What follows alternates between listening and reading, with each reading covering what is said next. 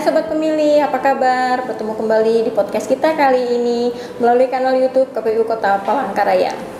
Baik, senang sekali Sobat Pemilih, hari ini telah hadir di hadapan kita narasumber kita, yaitu anggota KPU Kota Palangkaraya, Divisi Perencanaan Data dan Informasi, Bapak Trasmianto. Baik Sobat Pemilih, langsung saja, adapun tema podcast kita kali ini adalah pelayanan daftar pemilih bagi masyarakat.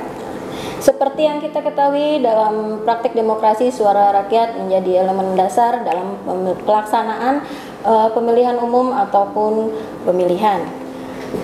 Oleh karenanya, salah satu unsur terpenting dalam pemilihan ataupun pemilihan umum adalah daftar pemilih. Maka dari itu, adanya pelayanan baik kepada masyarakat agar terdaftar sebagai pemilih itu merupakan sarana untuk menciptakan daftar pemilih tetap yang akurat, komprehensif, dan mutakhir. Baik, kepada Bapak Trasmianto, kami ucapkan banyak terima kasih Bapak telah hadir di podcast kita kali ini. Mungkin ada beberapa hal yang biasa menjadi pertanyaan di kalangan masyarakat, Pak. Mengingat daftar pemilih merupakan komponen utama yang menentukan kualitas pemilu ataupun pemilihan, dikarenakan keterkaitannya dengan tingkat partisipasi masyarakat tentunya, Pak.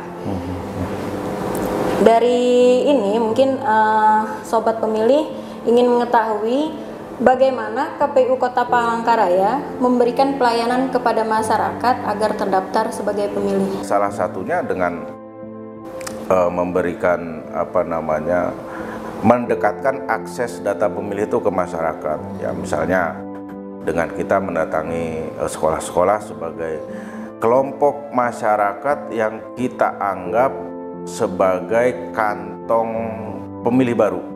Ya, jadi sekolah-sekolah itu sosialisasi berarti ya, semacam itu, sosialisasi, kemudian memfasilitasi mereka apakah mereka udah terdaftar atau belum. Sebenarnya instrumen atau alat untuk terhubung dengan KPU itu sudah banyak banget ya. Di media sosial kita punya Facebook, kita punya Twitter, ada Instagram, macam-macam sudah kita punya.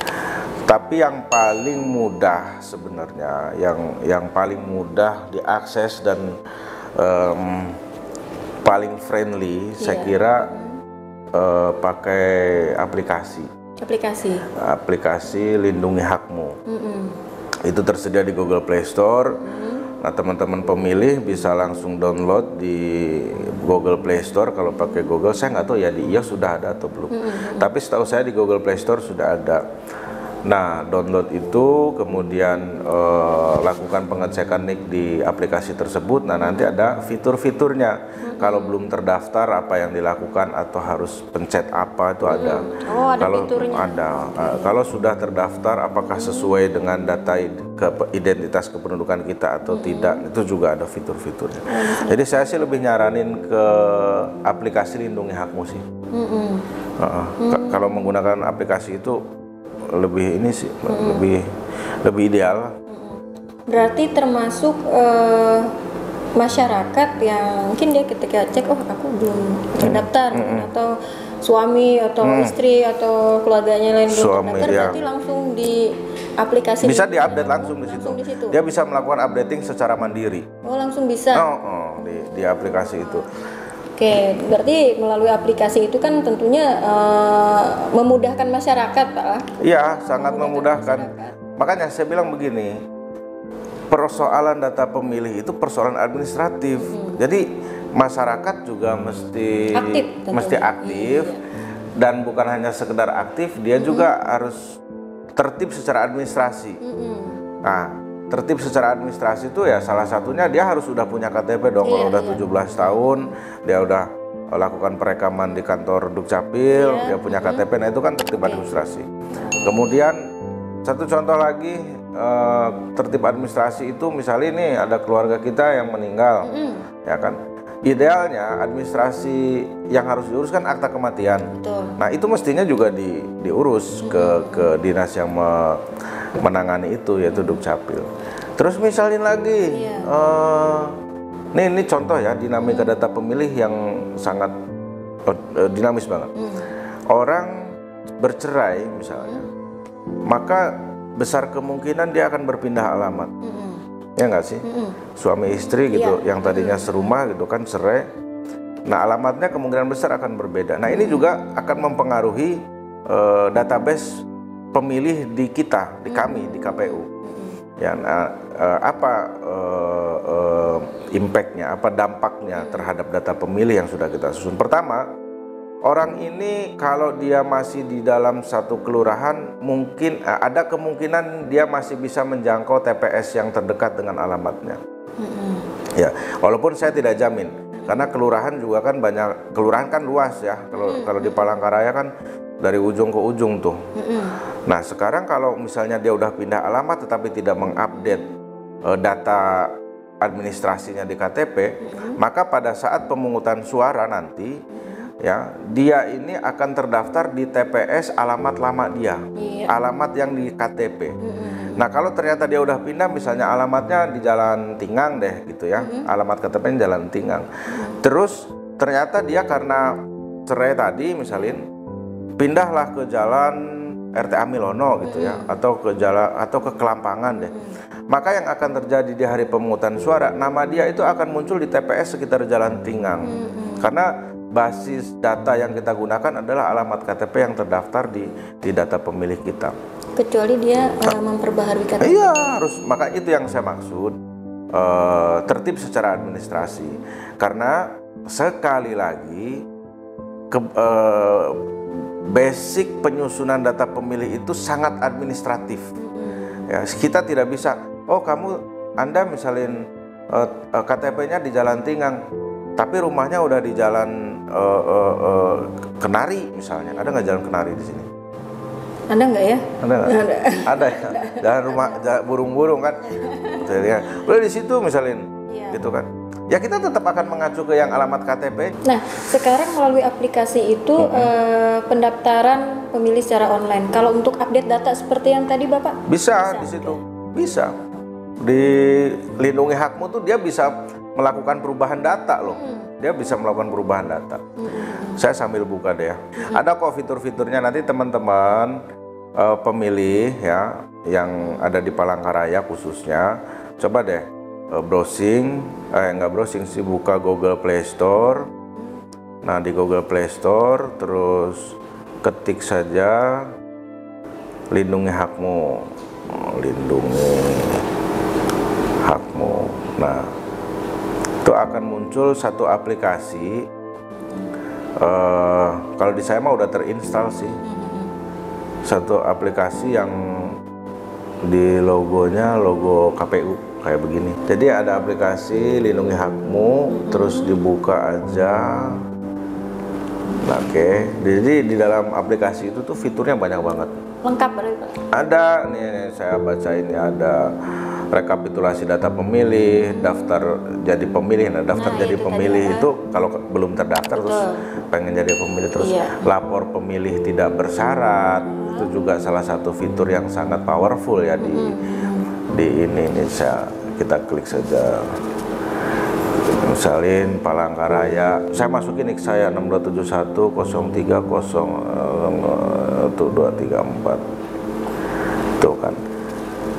Kalau misalnya ternyata data kita itu, ini saya nih ya, misalnya ya, saya punya teman saya udah meninggal. Nah, iya itu benar. Ya kan? Nah, melalui aplikasi Lindungi Hakmu kita bisa ngelaporin. Ini saya, asal kita tahu ya, asal kita tahu nik teman kita yang meninggal tadi. Ini karena saya masukin nama saya, muncul data saya kan nih. Niknya muncul nama saya, inisial huruf depan sama huruf akhir, kemudian Provinsi Kalimantan Tengah, Kota Palangkaraya, Kecamatan Jekan Raya, Kelurahan Bukit Tunggal, TPS 098. Kalau misalin kasusnya nih, saya melaporkan Andi Wijoyo deh misalnya. Andi Wijoyo misalnya jadi TNI deh, jangan meninggal ya, terlalu ekstrim. Jadi TNI misalnya ya kan, berarti kan dia sudah tidak punya hak pilih tuh.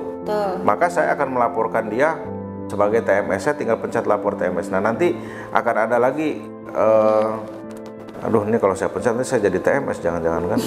Saya nggak pernah pakai fitur ini soalnya. Kayak gitu-gitu deh. Jadi di aplikasi itu fitur-fiturnya lengkap berarti Pak? Lengkap, mulai mendaftar jadi daftar pemilih. Sehingga memudahkan masyarakat untuk memberikan tanggapan terhadap daftar pemilih yang ada. Benar. Contohnya misalkan yang meninggal atau mungkin ini ada tetangganya udah dapat pekerjaan lain, misalnya seperti tadi kan TNI atau mungkin di kepolisian, sehingga tidak bisa untuk sebagai pemilih lagi. Atau gini Bu Apri, misalnya gini, saya nih ya, saya cek data pemilih saya di Lindungi Hakmu gitu ya. Swipe Palangkaraya nih. Ternyata nih ya kan, saya masukin dulu nih 6271 010234. Ternyata saya ini udah muncul nih, gitu ya, udah muncul di Lindungi Hakmu. Ternyata data saya nggak bener gitu. Saya tuh udah nggak tinggal di Bukit Tunggal lagi, saya udah bukan orang Kecamatan Jekan Raya. Nah, saya bisa lakukan ubah data di sini. Ada fiturnya. Kalau emang bener ini saya, tinggal pencet konfirmasi bener ini saya. Tapi kalau ternyata ini bukan saya atau ada perbedaan antara informasi yang muncul di sini dengan data yang kita miliki, ya tinggal pencet ubah data tuh, ubah data. Apakah ini data Anda? Anda wajib mengetahui NKK lama Anda jika ingin melakukan perubahan data. Kayak begitu. Sebenarnya ini udah Lindungi Hakmu udah powerful banget. Jadi tidak perlu capek-capek lagi sobat pemilih untuk datang ke kantor KPU atau istilahnya kan memberikan informasi terbaru atau Pak begini nggak usah. Tuh sebenarnya melalui dari genggaman sekarang kan udah digital lah. Hal terpenting untuk memastikan kita punya hak pilih di pemilu maupun di pemilihan mendatang, maka tertibkan administrasi dulu. Yang belum punya KTP segera buat KTP. Yang KTP-nya tidak sesuai dengan alamatnya segera lakukan perubahan data. Kan begitu. Yang mengetahui ada keluarga, ada teman, ada mantan misalnya yang udah meninggal, segera laporin. Ngelapornya juga bisa lewat aplikasi. Gini ya Bu Apri ya. Kan ada kelompok-kelompok masyarakat yang memang tidak familiar dengan teknologi. Iya benar. Ya kan? Ada yang tidak familiar dengan teknologi atau ada yang gadgetnya belum support. Iya. Nah, kita tetap kok memberikan layanan offline gitu ya. Masyarakat bisa datang ke kantor KPU, ya kan? Atau kita juga belakangan lebih aktif kalau datang ke sekolah-sekolah gitu. Tujuannya sebenarnya bukan hanya merapikan sistem administrasi data pemilih di siswa, sebenarnya bukan itu sih tujuan kita. Tujuannya bukan hanya itu gitu loh. Kita tuh pengennya melalui siswa itu, melalui pelajar itu gitu ya, siswa ataupun siswi, nanti dia bisa menginformasikan ke keluarganya, ke bapaknya, ke ibunya gitu loh. Kan kadang-kadang ya maaf nih, anak kita tuh lebih gadget banget dibanding kita gitu kan. Mereka lebih ngerti, lebih paham. Nah, kita gunakan itu sebagai akses menuju ke keluarga di rumah itu. Jadi gini loh Bu Apri, kenapa kita penyelenggara selalu mengatakan data pemilih itu core bisnisnya KPU misalnya, jadi urusan utamanya gitu loh ya. Jadi dari data pemilih itu dia akan menentukan banyak hal dalam penyelenggaraan pemilu maupun pemilihan ya. Pertama, dia turut menentukan, bahkan bisa jadi satu-satunya faktor yang menentukan jumlah surat suara dari data pemilih ya, gitu loh. Itu satu. Yang kedua, ini bicara logistik dulu nih ya. Dia juga akan akan menentukan jumlah TPS ya kan, logistik ya kan. Nah, kemudian data pemilih juga menentukan, tentu dampaknya kan bicara kebutuhan TPS akan berbicara SDM-nya juga, KPPS-nya segala macam. Itu basicnya data pemilih. Sekarang di teknis ya, data pemilih itu juga nanti akan menjadi penentu jumlah syarat dukungan untuk paslon perseorangan di pilkada. Benar sekali. Ya kan? Nah, itu ada misalnya untuk wilayah penduduk dengan jumlah sekian sampai sekian yang terdaftar di DPT, maka syarat dukungannya harus sekian persen. Nah, itu kan berdasarkan DPT. Betul. Jadi validitas DPT itu sangat berdampak pada banyak aspek penyelenggaraan atau tahapan-tahapan lainnya. Nah, saya katakan begitu karena memang fakta di lapangan yang sering kita temukan ya, ketidaktertiban administrasi yang mengakibatkan validitas data pemilih di kita itu menjadi harus lebih diperhatikan baik oleh saya gitu sebagai ketua divisi utamanya, kemudian juga oleh publik, termasuk oleh peserta gitu. Ya kayak begitu. Ya, baik Bapak, mungkin mengingat waktu kita juga. Iya, memang harus segera diakhiri perbincangan. Mengingat waktu kita juga karena kegiatan podcast kita kali ini kita cukupkan sampai di sini. Saya senang kalau kayak begini, padat, singkat. Kita nggak perlu berpart-part lah.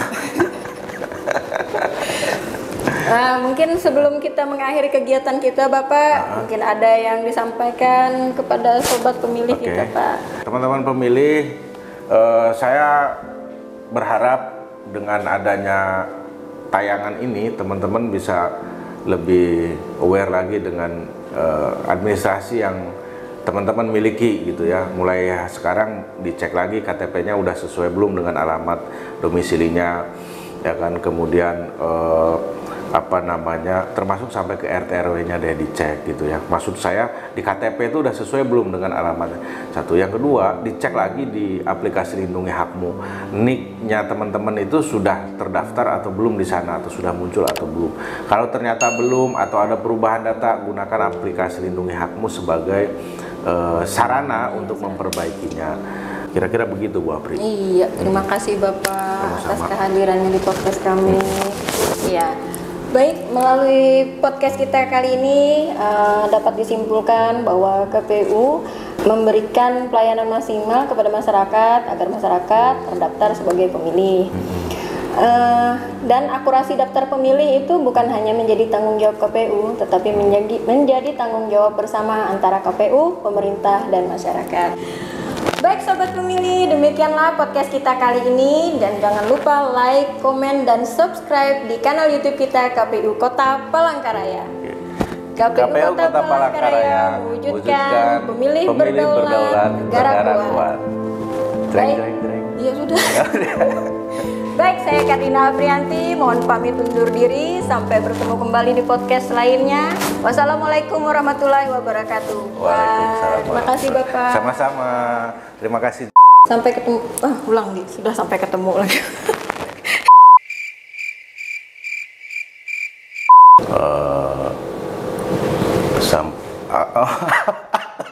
Nama podcastnya aja lupa. Nama podcastnya KPU Kota Palangkaraya.